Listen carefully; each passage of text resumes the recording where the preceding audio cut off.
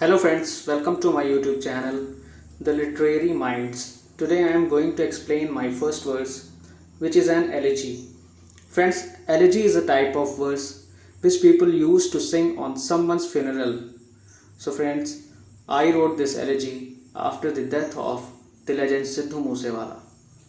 So friends, let's get started. Alas, thy face is glimmering among these glimmering stars. It feels really unreal, thou made a distance afar. Undone are these stories Instagram does not match with. The voice of your crazy lyrics, which the crazy Indian youth hath a craze with. Friends, alas का मतलब होता है दुख प्रकट करना. दाई का मतलब होता है तुम्हारा, THY दाई.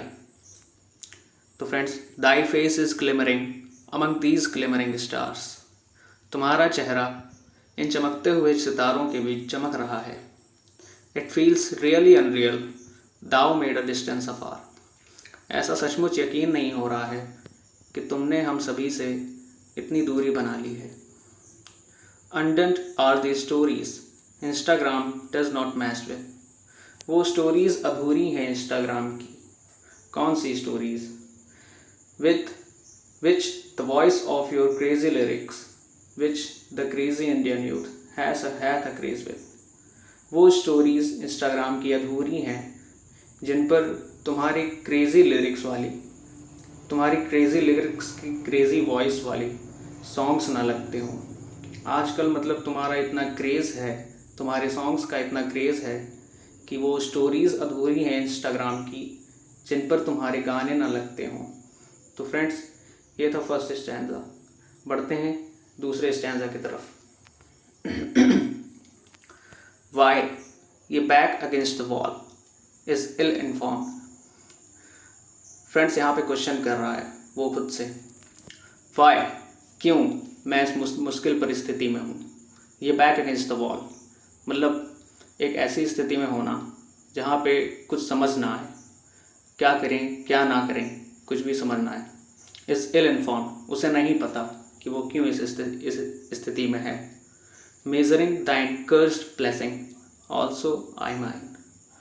वो उस समय जिस समय उसे चारों तरफ से घेर लिया गया होगा उन शूटर्स के द्वारा, उस समय वो कुछ नहीं कर सकता था.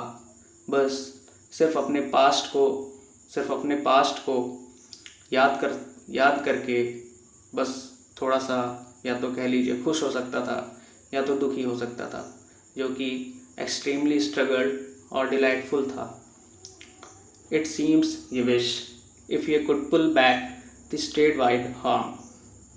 ऐसा लगता है कि वो उस समय सोच रहा होगा कि काश ऐसा होता कि वो इस स्टेट वाइड हार्म मतलब कि देशव्यापी इस नुकसान को वो वापस पीछे खींच सकता, मतलब उसे ना होने देता इस नुकसान को. कैसा नुकसान? सिद्धू मूसेवाले की हत्या. वो एक समझ लीजिए कि देश के लिए, इंडिया की यूथ के लिए एक बहुत बड़ा नुकसान ही है. If ye not so shine would be on thine cloud nine would not it be so fine. वो सोच रहा होगा कि काश वो इतना ना चमकता, काश वो इतना ना फेमस होता, इतना नेम और फेम ना बनाता. Would be on thine cloud nine. वो आज बहुत ही खुश होता, अपने 7वें आसमान पर होता. Friends, on thine cloud nine, दाइन क्लाउड नाइन का मतलब होता है 7वें आसमान पर होना, मतलब बहुत ही खुश होना.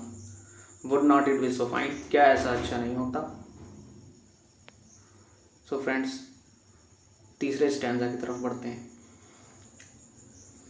ये फ्रेंड्स अब उसके जो पालतू कुत्ते थे उनकी बात यहाँ पे कही गई है.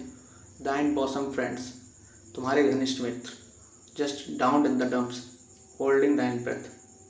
वो friends, down in the dumps का मतलब होता है बहुत ही दुखी होना, एक ऐसे स्टेट में जाना जो समझ लीजिए कि इंसान को एकदम पागल सा कर दे, उसका दिमाग ना काम करे, ऐसे स्टेट में जाना.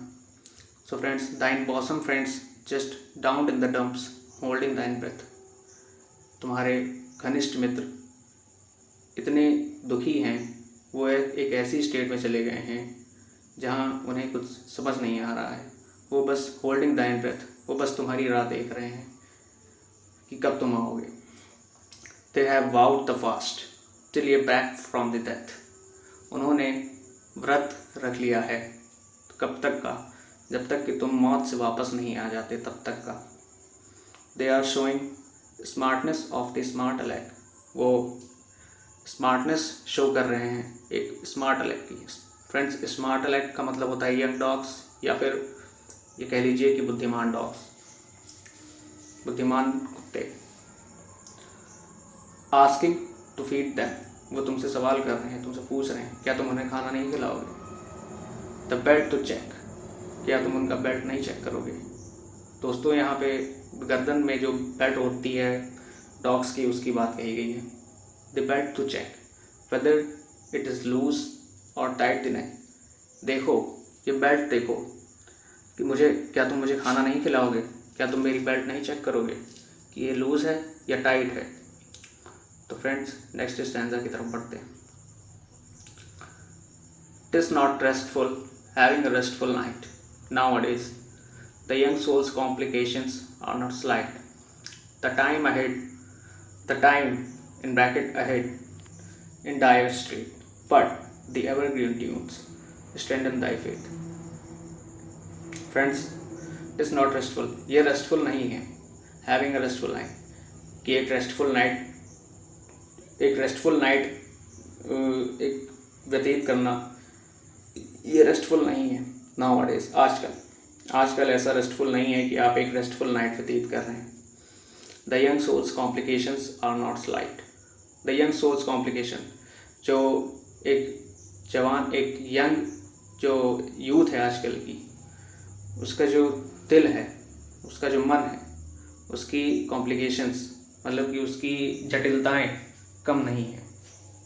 द टाइम अहेड, आगे का समय, जो आने वाला समय है, फ्यूचर, इन डायर स्टेट, वो बहुत ही खतरे में लगता है। But the evergreen tunes strengthen दाइन फेथ। लेकिन जो एवरग्रीन ट्यून्स हैं तुम्हारी, सिद्धू मूसेवाले, स्ट्रेंथन दाइन फेथ, वो उनकी फेथ को, उनके जज्बे को स्ट्रेंथन करता है। तो फ्रेंड्स, ये थी elegy on the death of Sidhu Moosewala.